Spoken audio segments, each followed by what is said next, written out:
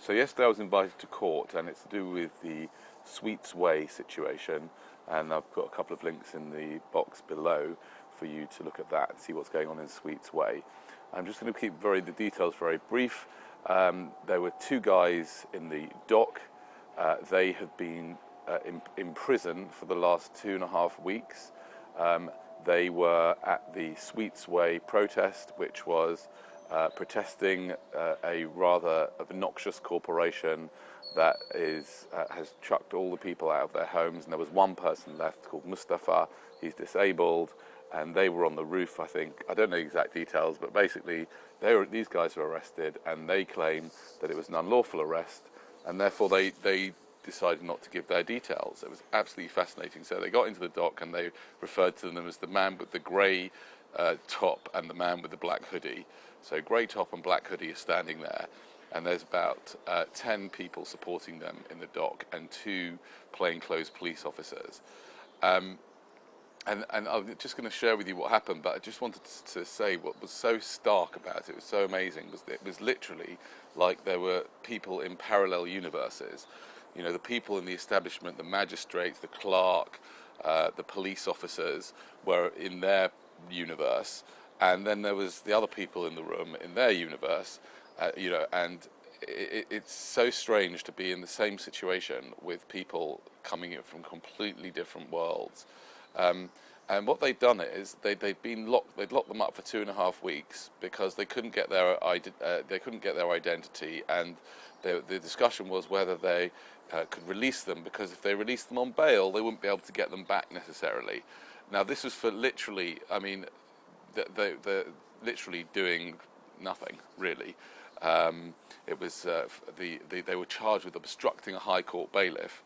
But as far as I know, the bailiff didn't have any paperwork on them anyway, or they didn't have any paperwork on them, and they didn't actually obstruct them, as far as I know. But I don't know the exact details at all. I wasn't there.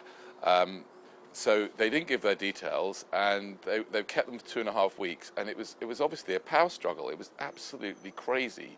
You know, these people. So they've taken their DNA, and they've found that they don't have any trace of their DNA.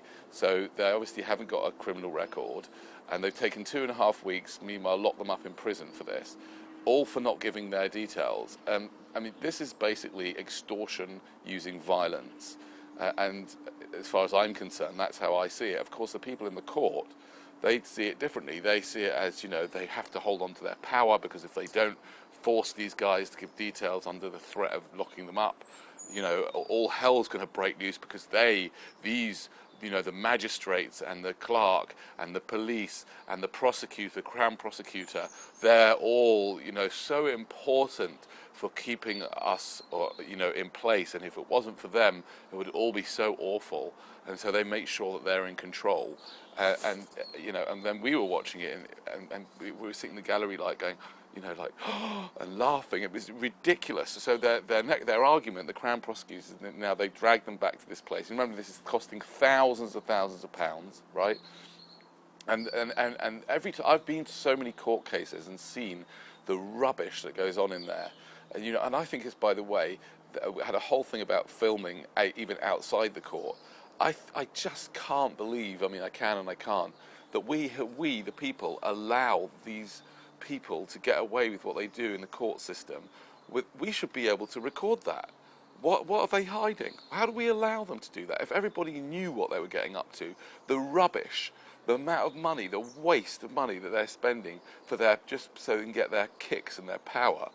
It's just unbelievable. Anyway, so the prosecutor and the police were saying they wanted another 2 weeks. Why? Because they wanted to send the DNA all the way around the world to different countries to see if they could pick up who they were that way. And they also got their Oyster cards, and and these guys spoke with an English accent. It's not like they were from abroad. And talking about that, there was another guy, may put a video up of him, who was involved with this whole protest, and he was released without charge. He did give his name, and he's from Eastern Europe, and they wanted to deport him, even though he was released without charge. So that's nice, isn't it? So these guys were there, and they wanted another couple of weeks so that they could try and identify them in this way.